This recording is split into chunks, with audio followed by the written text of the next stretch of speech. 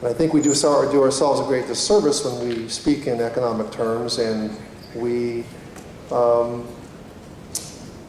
the result of playing fields being level, but you know, our standards, well, what we can do is set standards to raise the level of competition and raise the tone. Do we want to, we have a choice.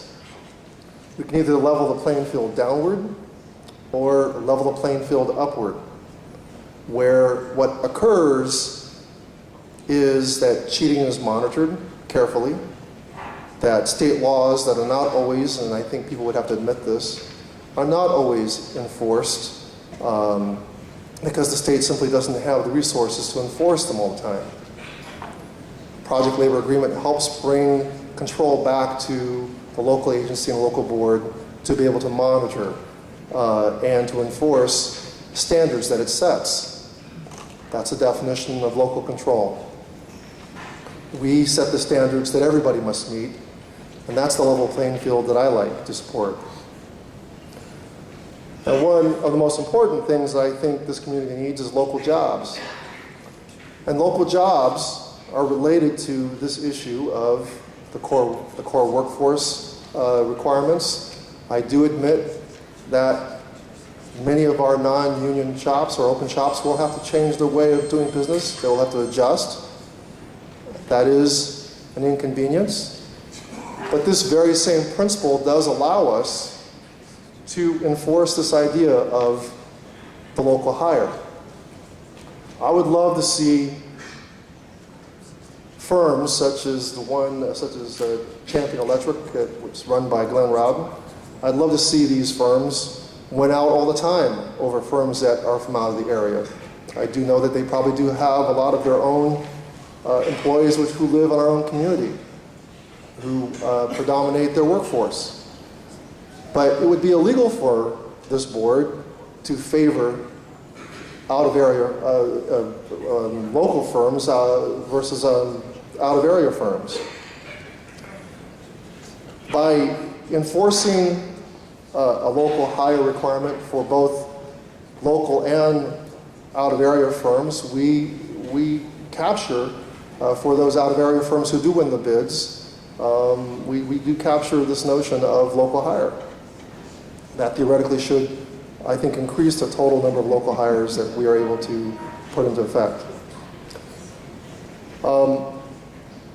With regard to the apprentices, I do believe that there is some suspicion about the language, but I believe that the intent behind this district is clear.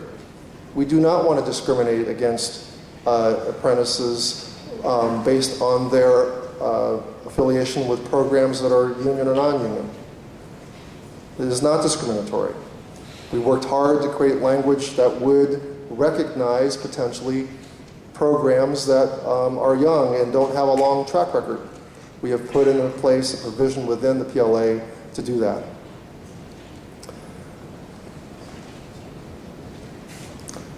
Bottom line is I believe that though we require 50% of the workforce to be local from both union and non-union firms alike, I think we will achieve far more than that. I will personally promise to the community that this board will require regular reports from our Associate Vice Chancellor in charge of this area to monitor the local hiring and to ensure that we can be accountable to the community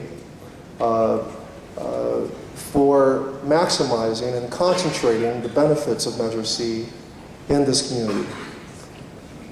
And with that, I will cast my vote in favor of the PLA tonight.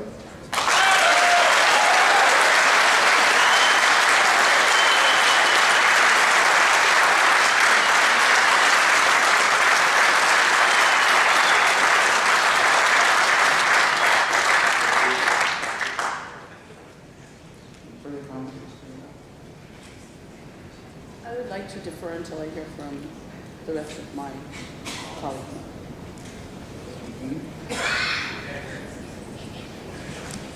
Thank you.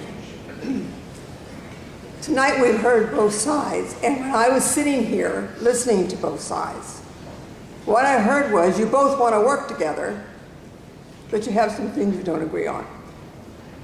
Maybe this board should consider having these two sides get together again and do some amendments in the areas that were brought up, so that we as a board can say, we want everybody to have a job. We do not keep students out because they're Republican or Democrat or black or Caucasian. It's open access. Why can't our projects bring people together, not apart? So I'm suggesting to our board that if our board would consider letting these two sides, and they can pick their own representatives, get together and talk about the 4 areas and show this Riverside area that we can work together. I actually had an 8-page document that I went through the PLA. I applied it towards the mission of Riverside Community College District that was written by our faculty in many areas, and I keep hearing the same things coming from both sides where you have reservations. So for me, as an elected official, as a taxpayer, as a person really here for students in community, I would like to see this board consider going back to the drawing board and saying, let's make an amendment in the areas that were discussed, labor compliance, benefit programs, whatever it was that was up here, and bring these people together. If we don't come together here, folks, we're all going to be very sorry. So with this, unless there's an amendment, I'll have to vote against this PLA.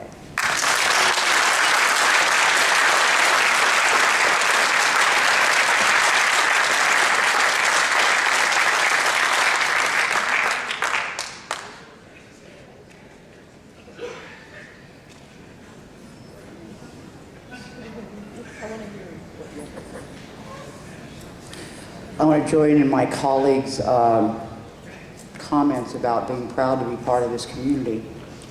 And I think it becomes obvious when listening to the reasonable voices on both sides that reasonable minds can differ. I can't tell you that I knew a lot about PLAs before this whole project, this whole agreement came up. But boy, if I had an education, I think I got a PhD in it right now. I've read this agreement in the various versions that we have had come through. And while I may be a practicing attorney, I will tell you that right now, I do not understand all of the provisions that are in there. I've been privileged to talk with people who are representatives of the union and representatives of business. And I have respect for all of those individuals with whom I spoke. I've done some independent research on PLAs throughout the state of California. I did not do them in any other state. And what I discovered is some are good and some are not good. I've discovered that some projects go off as planned and others do not. I've discovered that sometimes there are a lot of bidders and it doesn't seem to have an effect, and sometimes it does. And the research that I did, I could not find a definite pattern with it. I will say I don't care for, as Trustee DeConnell would say, that there might be some nebulous language in the area of the apprenticeships. And I have a concern about that. And I've done a lot of soul searching and a lot of dealing with my basic philosophies in life and what I believe is best for the students in this district. That's where I went. I can name all the individuals I spoke with, and I have great respect for on the union side, and the individuals I spoke with on the business side or the contractor side. I have not seen that in all the times, at least with the research that I have done, that we have had issues with our projects up to date.